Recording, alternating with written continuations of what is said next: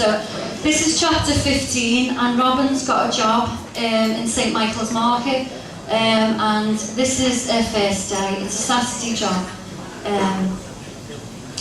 in Jimmy's Cafe. Okay, so I've got a Saturday job opposite Mum's stall in St Michael's Market. I collect empty plates from Jimmy's Cafe. Everybody takes 2 sugars in their tea and plenty of brown sauce on their bacon.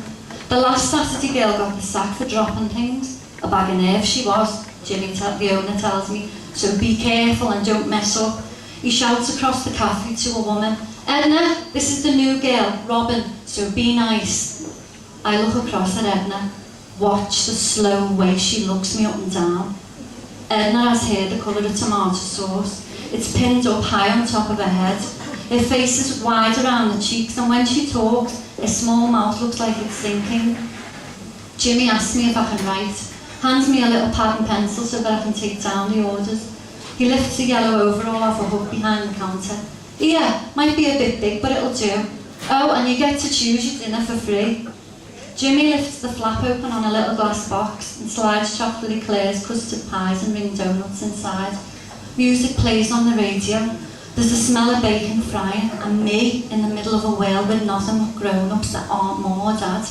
I look around the cafe and feel a lovely flutter in my belly. This is all mine. As soon as the plate is empty, I clear it away to where Edna waits behind the counter. I'm not allowed behind the counter. If my cloth needs rinsing, I hand it to Edna. Only Jimmy is allowed to use the till. I watch him spread his fingers wide across the buttons, and the price pops up in a window at the top with 2 white tickets with numbers printed in black ink. That's just 7.5 pence, he says to a lady.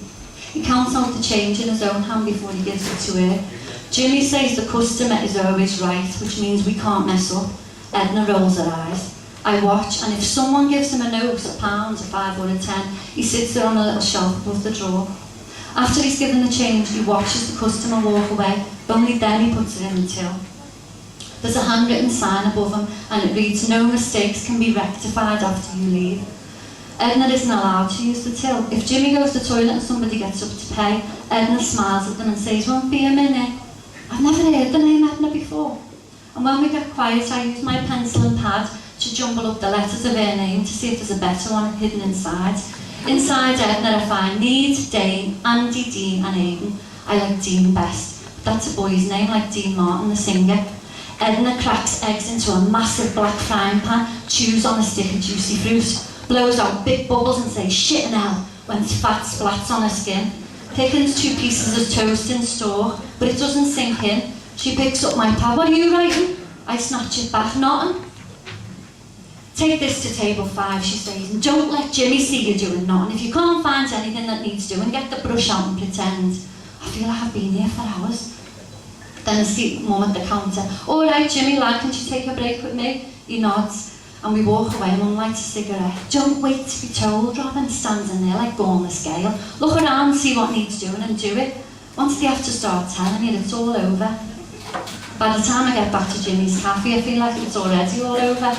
But the frying pan lies face down on the draining board, and 2 pans of scouse bubble on the back rings. 6 jars of beetroot stand to attention next to a basket full of crusty cobs. The steam from the pans makes Edna's mascara streak down her face. She shoves pies and pasties into a glass-fronted oven and brushes bits of pastry off her hands. Unwraps a fresh stick of chewy and folds it into her mouth, slowly sharpening her tongue. She sees me watching through the glass. Clean and wipe table 5 and then take table 8's order. As she speaks, she drops a spiff all over the pasties and pies, and I know what I won't be eating for dinner. Smelly red ashtrays with Tetley written on the side sit in the middle of every table. I lift one up and it slurps away from the plastic tablecloth. I wipe it clean and take table 8's order. 1 bacon butty and a cup of tea, please, love. He's got hardly any teeth, and he wears thick glasses. He hands me the coins and I give them to Jimmy. Edna has a bowl of bacon with a plate on top already cooked. I give her the order and she takes out a new tub of stock. But it's rock hard. She tries to spread it across the bread, but the bread curls up in the middle, and when she takes the knife away, the bread has a hole in it. Edna tries again, but the same thing happens. She squirts brown sauce all over it anyway and cuts it in half. Here, she says to me, take this over to Mr. Magoo. The man lifts the bacon butty to his mouth and it falls to bits. Pieces of bacon drop down onto the plate. He looks over at Edna, stands up, makes his way back to the counter and shoves the plate at her. "I can't eat this," he says. "It's falling apart." "Saves you the problem of chewing it then, doesn't it?" Edna says. "I'm not here to be insulted." The man walks away and bumps his leg on a chair. "I'll take my custom where it's appreciated." Edna tips his tea away down the sink and watches him leaves. Blows him a tiny goodbye bubble. It bursts on her lips. She looks at his plate and says to me, "Clear that away." I go and sit at an empty table for me dinner. I choose scouse with beetroot and a crusty cob of butter. Jimmy dishes it up for me. I don't want to clear tables. I want to go using the spatula, at sliding it under the white of an egg and lowering it onto a plate. I want to go at stabbing sausages with a fork. I want to stand over them while they change from a sickly pink colour to a rich golden brown, the smoky smell of them cooking. I want to feel hot fat on my skin and say, "Shit now." I want to stir beans with a wooden spoon and roll a spoon round the pan until it changes to orange. I want to make things change. Once the heat's turned up, everything changes. Jimmy has the reddest face and the reddest nose I've ever seen. It's like his body's cooking his face. The purple and red cracks across his cheeks make him look like a volcano about to erupt. Jimmy twiddles with the dial on the radio. He shouts, "Come on, you Reds!" Edna rolls her eyes, says she's going to the toilet, looks back at me and shouts, "Floor!" I finish wiping the tables and get out the brush. The backs of my legs are hurting, and my hands are all red and blotchy from the soapy cloth, and my shoes pinch. The man with no teeth is back at the counter talking to Jimmy. "I'm not paying for something I didn't eat," he's saying, "and that puffed up cow insulted me." Jimmy looks at me. "What puffed up cow?" "Not here, the one cracking chewy. Bread falling apart, it was disgusting, nobody would eat that." Jimmy points to the sign above the till. He reads it to the man. "No mistakes can be rectified after you leave." "Sorry mate, nothing I can do after you've left." The man throws Jimmy a filthy look and walks away. Edna comes back from the toilet reeking of perfume. "For Christ's sake, Edna," Jimmy says, "you smell like poison. You smell like shit. Hear me complaining?" Jimmy picks up a dishcloth and swipes it at her.